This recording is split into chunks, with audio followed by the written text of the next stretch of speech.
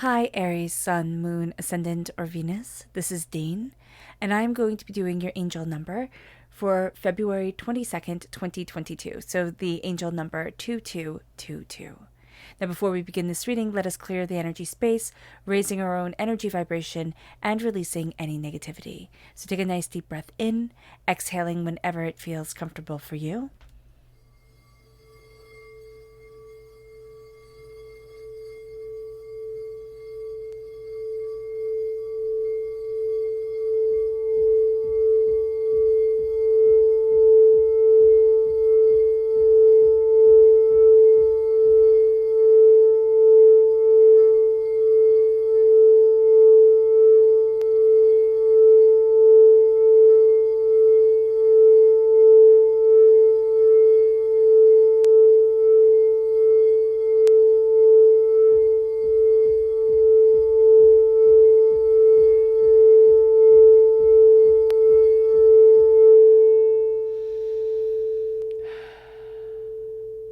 Releasing all negativity from the body like storm clouds, letting yourself feel calm, centered, and at peace as we enter into this safe and loving space.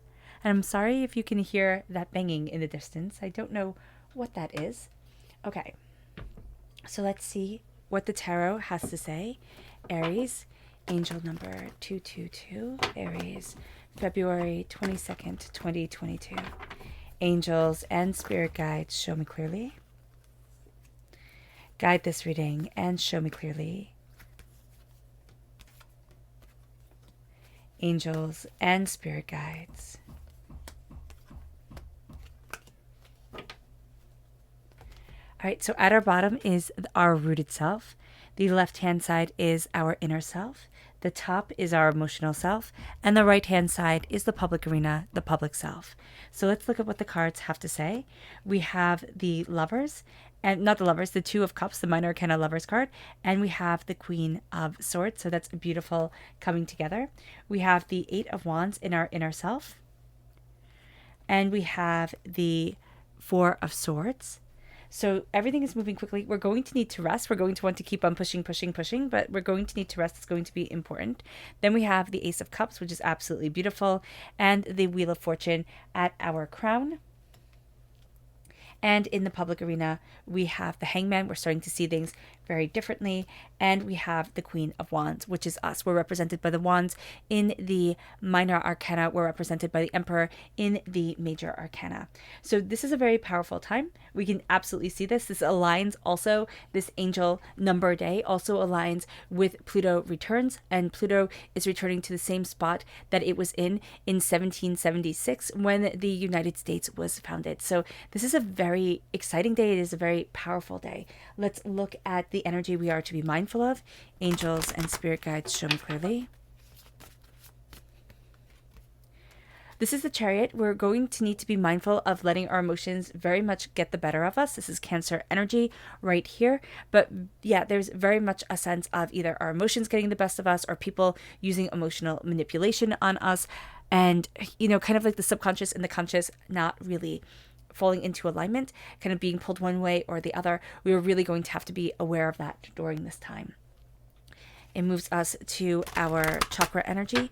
Angels and spirit guides, show me clearly. And this is balance, which we have right at our root. We have balance coming in. This is our root chakra. And there's just a need of balance, of centering, of harmony coming forward, which is really quite beautiful. Now, let's talk about this angel number day before we dive into the cards. The angel number 222 is representative of harmony and serenity. The angels are letting us know that we must activate harmony within our lives or achieve harmony, kind of search for, go after harmony, quieting things down, serenity, moving things forward in our lives in accordance to peace. It is a sign of good things to come and that we're entering into a time of peace and stability. We may also be meeting our twin flame during this time, having an energy comes in that really connects with our soul. So that's beautiful. That can also be a little bit challenging or a little bit overwhelming. So just be mindful of that. We've also reached an important milestone in our lives for ourselves. So that's also going to be very big.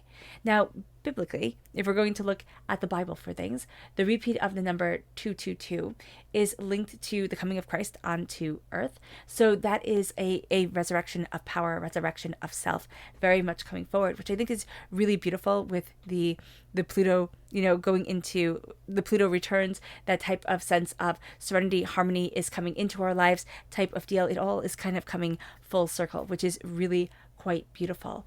So here at our root, we have the repeat of the number 2 coming into play, right? The 2 of Cups coming forward. And there's just a sense of unity, of harmony, of coming together, of power and of self and of discovery. And that's going to be our sacred masculine side, our sacred feminine side is really moving us towards the sense of peace, the sense of harmony, the sense of, what I look for, what I love, and what I desire.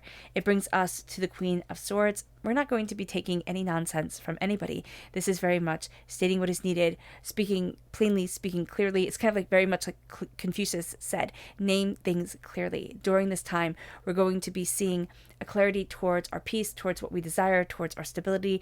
The Queen of Swords is known as the kind of the most combative queen, right? The one who can kind of cause the most trouble. But I see her as having the most masculine energy in her. So she's not necessarily the troublemaker, but she's the one who's not going to take your nonsense, right? She's the one who's going to sit there and say, no, I've worked for this. I've, worked hard, worked long. This is where I'm headed. This is what I want. This is what I'm going after, period. End of discussion. The sword is a weapon. The sword is clarity and insight and ideas, but it's also nobility and status and power. And that's what we're embracing here. Things are moving very quickly for us. And as things move very quickly, we're going to see that we want to burn the candle at both ends. That's not necessarily going to be the wisest thing for us. So just remembering that with the 8 of Wands coming in inwardly, we're going to be like, okay, move faster, move faster, move faster. And then we have the complete opposite energy coming in of the 4 of Swords. It's like, okay, well, calm it down. Like, don't move so fast. So we can feel like that's contradictory, and it is. But that's just going to be energy that we need to be aware of during this time, that the contradictory energy is coming forward, and we're going to have to acknowledge it, look at it, kind of find that balance within ourselves. That's also why we have balance coming in at our, at our root chakra, also at our root, the sense of balance, the sense of unity, the sense of harmony coming in right here. That's very important. The 4 of Swords is I need to rest. I need to take care of myself. I need to look at, a healing, powerful way forward, because I am burning the candle at both ends. I am, pushing forward quite intensely. So that's going to just be something that we need to be aware of during this time. And there's a sense of an awakening of a part of ourselves that has been in stasis, that has been in hibernation for a really long time.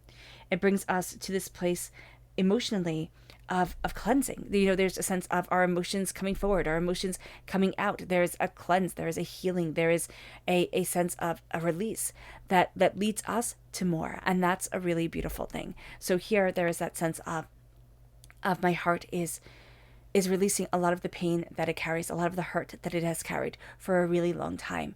And we might see, the Ace of Cups coming up and be like, okay, well, why does it keep coming up? We carry a lot within us. We always do. And there's a sense of blessings coming forward, a sense of blessings guiding us. And that's going to be powerful as well, because the blessings are coming in, and the release is helping us to step into a new world, a new self of what we truly want from our lives and for our lives. And it moves us to the Wheel of Fortune. We see things so much differently, or so much more differently. We see things in such a new light than we have before. But this is also very much a sense of everything is changing. The sense of I'm stepping into a new season. I'm seeing who it is that I truly am, or what it is that I truly want. And what's very interesting is that these 2 cards, the Wheel of Fortune, not from the same suit, of course, came up in the reading for Pluto returns. So I'll link that in the description box below. But there's a beautiful connection here, Aries, for us. And in Pluto returns, we were at the root. Emperor was at the root, and we're represented by the Emperor in the major arcana. So this is going to be a very, very powerful day for us as we're moving forward, but we're seeing things change. We're seeing us stepping into a new season, and we might not necessarily be comfortable with that new season, right? It's like a roller coaster ride. It's like, oh my gosh, how am I moving forward? Where am I moving towards? What is right for me? What isn't? It brings us to the hangman. We're just seeing things so differently than we have seen them before. But that's not necessarily a bad thing, because we're stepping into our power, our prosperity, our abundance. We're stepping into the Queen of Wands. The Queen of Wands is of new beginnings, is of, tremendous insight and passion and ideas and new dawns. And there's a sense of, this is the new me. Like, this is the me that I want to bring forward into my world and into myself. And this is my powerhouse. So that is really quite extraordinary. We're connecting with ourselves in a way that we've been longing for a really long time. All right. Now let's look at our chakra, not our chakra energy, our subconscious energy. Our subconscious energy to be mindful of is the King of Pentacles. We need to be mindful of boiling everything down to its worth, and to, what other people will think, because that's just not going to be okay for us. So just be aware of that. It brings us then to our subconscious chakra self and its flexibility. It's the sacral chakra. It's being able to be flexible in our creativity, in our, sensuality of self. It's not our sensuality in the sense of the sexual self, but it can be. But it's the sensuality in the sense of seeing the beauty, seeing the brilliance within our world, being enticed by just simply existing and seeing the absolute extraordinariness within that. It moves us to our subconscious inner self, and that is the Ten of Swords. This is the dying away of the old self, the rebirth of the new. This is a sense of, everything that I have been through hasn't been for nothing. Everything that I've been through has taught me and has had me learn things in a way that maybe I never wanted to learn, but becomes part of my arsenal, part of my power, part of myself here. And this is part of the swords that I arm myself with as I move forward. And I rise from pain, from hurt, from, destruction and disaster. I rise into myself. I rise into my power, very much like the phoenix rising forward. And we're finding our stability. We're finding our harmony during this time. It's all about our balance.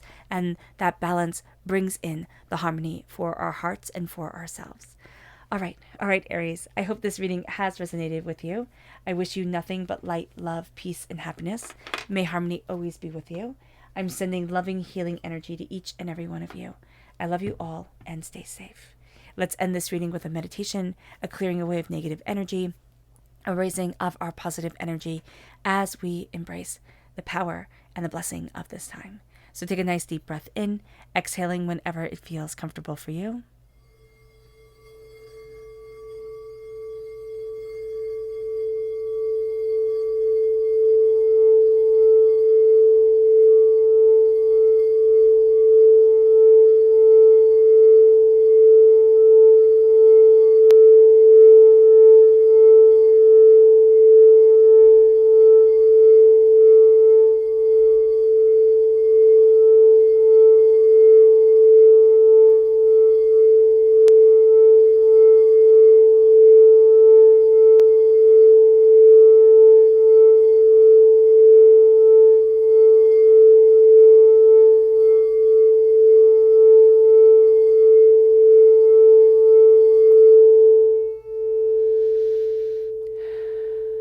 May you move forward in peace and in harmony, Aries, and may you have a blessed angel day.